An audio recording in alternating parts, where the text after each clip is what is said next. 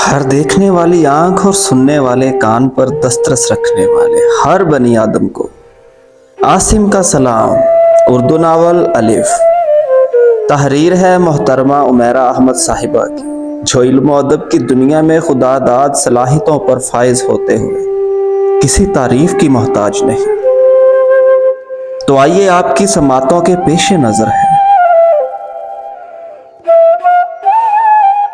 دروازے کے باہر جو شخص کھڑا تھا اسے مومن نے کبھی نہیں دیکھا تھا، اور اگر کبھی دیکھا بھی تھا تو اپنے باپ کی دکھائی ہوئی کسی تصویر میں۔ اس کا چہرہ اور سر اور داڑھی کے بال ایک جیسے سفید تھے، بہت ہلکی داڑھی، بہت گھنے سر کے بال، اور بڑھاپے میں بھی ہیرے کی کنیوں جیسی چمکتی خوبصورت ہیزل آنکھیں جو قلب مومن پر جمی تھیں کسی مقناطیس کی طرح۔ قلب مومن نے اس دراز قد بوڑھے آدمی کی زبان سے اپنا نام سنا، ایک اشتیاق بھرے لہجے میں۔ اس نے جواب دینے کے بجائے اس بوڑھے آدمی کے عقب میں اپنے باپ کے وجود کو کھوجنے کی کوشش کی۔ وہاں کوئی نہیں تھا، صرف وہی بوڑھا شخص تھا اور اس کا ایک بیگ۔ قلب مومن نے بے اختیار پلٹ کر اپنی ماں کو دیکھا، اور اس کے چہرے اور آنکھوں میں اسے وہی مایوسی نظر آئی تھی جو اس کے اپنے چہرے اور آنکھوں میں تھی۔ مومن تمہارے دادا، اس نے ماں کو بالآخر کچھ کہتے سنا۔ وہ اب اس کا ہاتھ پکڑے اس شخص کی طرف بڑھا رہی تھی۔ مومن نے سر اٹھا کر ماں کو دیکھا، پھر سامنے کھڑے اس شخص کو جو اب پنجوں کے بل اس کے سامنے بیٹھ گیا تھا، اس کے دونوں ہاتھ اپنے ہاتھوں میں لیے اسے دیکھتے ہوئے۔ میرے بابا کہاں ہیں؟ اس نے اس شخص کی آنکھوں میں آنکھیں ڈالے پوچھا تھا۔ وہ میرے پاس نہیں ہے۔ مومن کا جواب اس نے مومن کو نہیں دیا تھا، اس کے عقب میں کھڑی حسن جہاں کو دیا تھا۔ وہ میرے پاس کبھی نہیں آیا، اس نے اس بار وہ جملہ قلب مومن کی آنکھوں میں دیکھتے ہوئے کہا تھا۔ قلب مومن کو لگا اس کے پیچھے کھڑی حسن جہاں جیسے ہٹی ہے۔ بے اختیار گردن موڑ کر اس نے اپنی ماں کو دیکھا۔ وہ واقعی اب اس کے پیچھے نہیں تھی، دروازے کی چوکھٹ سے پشت لگائے کھڑی تھی، یوں جیسے اپنے آپ کو سہارا دے رہی ہو۔ مومن نے پلٹ کر اس بوڑھے شخص کی آنکھوں میں پھر آنے والے پانی کو حیرت سے دیکھا۔ وہ کیوں رو رہا تھا اور اسے لپٹا کر کیوں؟ اس کے سینے سے لگے اس کی آنکھوں سے گرتے آنسوؤں کی نمی کو اپنے چہرے پر محسوس کرتے ہوئے بھی مومن کو بےتاب کرنے والا واحد خیال پر احساس ماں کا تھا۔ عبدالعلی سے ملنے والا پہلا لمس اس نے محسوس ہی نہیں کیا تھا۔ 1.5 سال ہونے والا ہے اسے مجھے اور مومن کو چھوڑ کر گئے۔ آپ کہتے ہیں وہ آپ کے پاس نہیں گیا، پھر وہ کہاں ہے؟ اس نے عبدالعلی کے ساتھ اندر کمرے میں آنے کے بعد حسن جہاں کے منہ سے پہلا جملہ سنا تھا۔ حسن جہاں نے یہ جملہ عبدالعلی سے کہا تھا، پھر اچانک اسے مومن کا خیال آیا اور اس نے مومن کو وہاں سے جانے کے لیے کہا۔ مومن تم اپنے کمرے میں جاؤ۔ قلب مومن نے ماں کی حکمانہ آواز سنی اور ایک لفظ کہے بغیر بھی وہاں سے اندر کمرے میں آ گیا، مگر دروازے کی جھری بند کیے بغیر وہ اس کمرے میں جھانکتا رہا جہاں عبدالعلی اور حسن جہاں کھڑے تھے۔ وہ دونوں اس وقت اسے ایک راز کی طرح لگ رہے تھے جسے وہ حل کر کے اپنے باپ تک پہنچنا چاہتا تھا، مگر وہ دونوں ایک دوسرے کے سامنے چپ کھڑے تھے۔ آپ بیٹھیں، اس نے جہاں کو کہتے سنا اور عبدالعلی کو ایک کرسی پر بیٹھتے دیکھا۔ وہ دیواروں پر لگی تاہا کی بنائی ہوئی خطاطی دیکھ رہا تھا۔ آپ کہتے ہیں وہ آپ کے پاس نہیں گیا، پھر وہ کہاں گیا؟ اس نے بالآخر حسن جہاں کو ٹوٹتے دیکھا۔ وہ آگے آئی تھی اور عبدالعلی کے پیروں میں بیٹھے ہوئے اس نے عبدالعلی کے پاؤں کو چھوتے ہوئے روتے ہوئے کہا تھا، اب بس جو بھی سزا ہے کاٹ لی میں نے، اسے کہیں معاف کر دے مجھے۔ اندر دروازے کی جھری سے جھانکتے قلب مومن کا وجود پتے کی طرح لرزنے لگا۔ اسے ماں کا کسی کے سامنے بھی جھکنا اچھا نہیں لگا تھا۔ کسی کے سامنے بھی۔ عبدالعلی بے اختیار اپنی جگہ سے اٹھے تھے اور انہوں نے حسن جہاں کے سر پر ہاتھ رکھا تھا اور پھر روتی ہوئی حسن جہاں کو بازوؤں سے پکڑ کر اٹھایا۔ تم میرا یقین کرو بیٹا، وہ میرے پاس نہیں آیا۔ 1.5 سال وہ میرے پاس رہتا اور میں اسے تم دونوں کے بغیر رہنے دیتا۔ میں بے رحم نہیں ہوں، اتنا تو نہیں ہوں، اس نے عبدالعلی کو عجیب بے چارگی کے عالم میں کہتے سنا۔ پھر کہاں گیا ہے وہ؟ میرے پاس نہیں، آپ کے پاس نہیں تو کہاں گیا وہ؟ حسن جہاں اب عجیب ہذیانی انداز میں کہہ رہی تھی۔ قلب مومن نے دروازے کی جری کو بند کر دیا۔ اس سے اپنی ماں کو اس حالت میں دیکھا نہیں جا رہا تھا۔ وہ اتنے دنوں سے نہیں رو رہی تھی اور آج رو رہی تھی تو آخری جملہ جو اس نے عبدالعلی کو کہتے سنا تھا وہ ایک ہی تھا، میں اس کو ڈھونڈوں گا۔ شاید وہ کونیا چلا گیا ہو اپنے درویش ساتھیوں کے پاس۔ یہ وہ آخری جملہ تھا جو مومن نے ان دونوں کی گفتگو کا سنا تھا۔ وہ اس وقت بے حد رنجیدہ تھا، بے حد ناراض، بہت اداس، اور وہ کسی بھی کیفیت کو سمجھ نہیں پا رہا تھا۔ اسے بس رونا آ رہا تھا، بالکل اسی طرح جیسے اس نے حسن جہاں کو روتے دیکھا تھا۔ ہچکیوں کے ساتھ اپنے بستر پر بیٹھ کر اسے وہ کھانا یاد آیا تھا جسے اس کی ماں بنانے کے لیے کل سے تیاریاں کر رہی تھی۔ وہ خوبصورت کیک جسے اس نے پوری فیملی کے ساتھ کاٹنے کے لیے بیک کیا تھا۔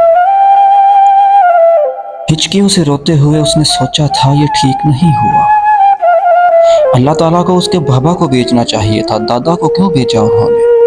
دادا کو تو نہیں بلوایا تھا اس نے۔ وہ خفگی سے روتے روتے ساتھ ساتھ سوچ رہا تھا۔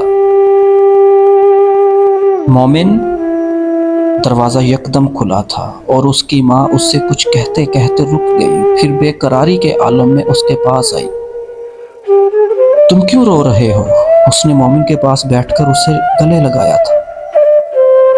بابا کیوں نہیں آئے؟ انہیں آنا چاہیے تھا، وہ روتے ہوئے ماں سے لپٹا تھا۔ وہ آ جائیں گے، اس نے ماں کی تسلی پر بے ساختہ سر اٹھا کر اسے دیکھا۔ وہ اب رو نہیں رہی تھی۔ سرخ ناک، سرخ آنکھوں کے ساتھ وہ مسکرانے کی کوشش کر رہی تھی۔ انہوں نے آپ کو بتایا ہے کیا؟ مومن ایک لمحہ کے لیے رونا بھولا تھا۔ ہاں، تم آ جاؤ، کھانا کھاؤ، تمہارے دادا تمہارا انتظار کر رہے ہیں۔ اس نے ماں کو نظریں ملائے بغیر کہتے سنا تھا۔ وہ اٹھ کر کھڑی ہوئی تھی۔ میں دادا سے کیوں ملوں؟ مجھے ان کے ساتھ کھانا نہیں کھانا۔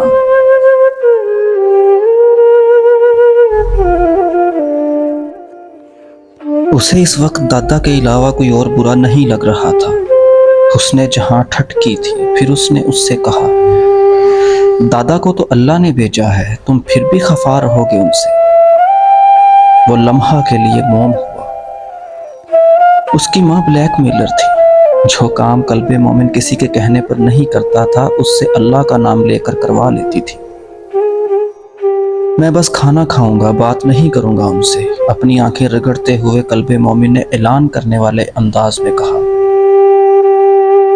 اور جب تمہارے بابا آئیں گے اور انہیں یہ پتہ چلے گا کہ تم نے دادا سے بات نہیں کی تھی تو وہ تم سے خفا ہوں گے۔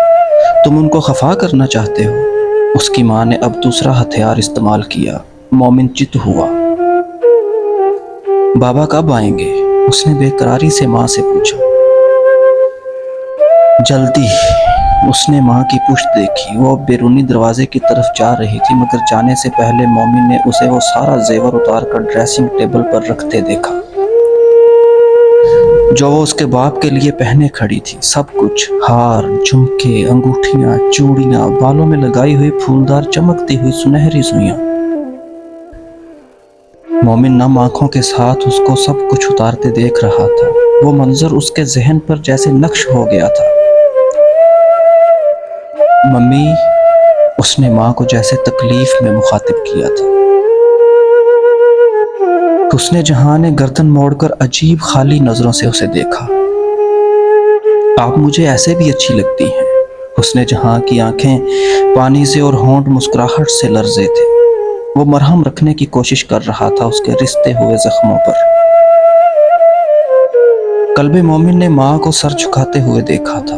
उसे तब भी ये अंदाजा हुआ था कि वो आंसू छुपाना चाहती थी। वो हमेशा रोते हुए इसी तरह सर झुकाकर उससे आंसू छुपाया करती थी। हम कल तुम्हारे बाबा को ढूंढने जा रहे हैं, तुम दुआ करना वो मिल जाएं।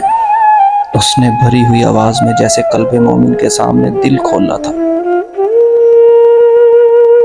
एक लम्हा जाया किए बगैर कल्ब मोमिन ने दोनों हाथ दुआ की शक्ल में जोड़कर आंखें बंद कर ली। मिल जाएं मेरी मम्मी को, बाबा जल्दी मिल जाएं। उसके होंठों की हरकत कोई भी पढ़ लेता। उसने जहां को अजीब एहसास जुर्म हुआ था। वो किस उम्र में उससे क्या करवा रही थी। बेचारगी सी बेचारगी थी, बेबसी सी बेबसी। मिल जाएंगे, मोमिन ने आंखें खोलकर मुस्कुराते हुए माँ को इत्तला दी। उसने जहां भी मुस्कुराई और उसके लिए बाहें फैलाई। वो आकर लिपट गया। कल्बे मोमिन की हर दुआ कबूल होती थी, हर बात पूरी होती थी। उसने जहां को यकीन नहीं एतमाद था। उससे लिपटे कल्बे मोमिन को याद आया उसने माँ को वो ख्वाब नहीं बताया था जो उसने पिछली रात देखा था। अगले कई दिन कल्बे मोमिन अब्दुल अली और उसने जहां के साथ जगह जगह फिरता रहा। एक शहर से दूसरे और दूसरे से तीसरे उसके बाप का कहीं कोई नामो निशान नहीं मिल रहा था। यूं जैसे वो कहीं गायब हो गया था। उसने जहां की उंगली पकड़े मोमिन जिंदगी के एक नए चेहरे से रोशनास हो रहा था। उम्मीद से, नाउम्मीदी से, आस के टूटने से और हर कुफ्र से जो उन्हें सरहदों के बीचों बीच कहीं उड़ता फिरता है। जंगल में वो लेटर बॉक्स वैसे का वैसे ही पड़ा हुआ था, तन्हा, मोमिन की तरह उदास, वो भी मोमिन की तरह। उसने साइकिल जमीन पर लिटा दी। वो एक बार फिर खत लेकर आया था। लेटर बॉक्स में खत डालने के बाद भी वो अजीब उदासी के आलम में लेटर बॉक्स के सामने खड़ा रहा था। उसे समझ ही नहीं आ रही थी वो उस खत को वहां डाल देने के बाद क्या करे। उस दिन पहली बार उसने सोचा था आखिर अल्लाह ताला को खत कितने दिनों में मिलता है और वो कितनी देर में पढ़ते हैं और फिर जवाब के लिए उन्हें कितना वक्त चाहिए। वहां खड़ा वो अपने हिसाब किताब की सारी सलाहियतों को बेदार किए जमा तफरी कर रहा था। हल कुछ नहीं निकला था। अल्लाह की मर्जी, जब चाहे खत ले, जब चाहे पढ़े, जवाब दे ना दे, उसे किसी ने जैसे वसवसे की शक्ल में बताया था। कल्बे मोमिन वहां खड़ा जंगल को देखता रहा। उसे अब वहां से डर नहीं लगता था। वो वहां इतनी बार आ चुका था कि हर दरख्त को पहचान सकता था, पत्तों की सरसराहट को भी, परिंदों की चहचहाहट को भी। बाकी सारे खतों का जवाब देर से दे दे, उन सब खतों के जो मैं आइंदा कभी आपको लिखूंगा, लेकिन इस खत का जवाब जल्दी दे दें, प्लीज प्लीज अल्लाह। उसने बुलंद आवाज में यकदम पुकारा था। उसकी आवाज बाज गश्त की तरह उन बुलंद दरख्तों के दरमियान गूंजती बहुत दूर तक गई थी। कल्बे मोमिन को यकदम लगा उसकी दुआ फिर कबूल हुई थी। बेहद मुतमईन साइकिल उठाकर वो भागता जंगल से बाहर आकर उस पर सवार हुआ था।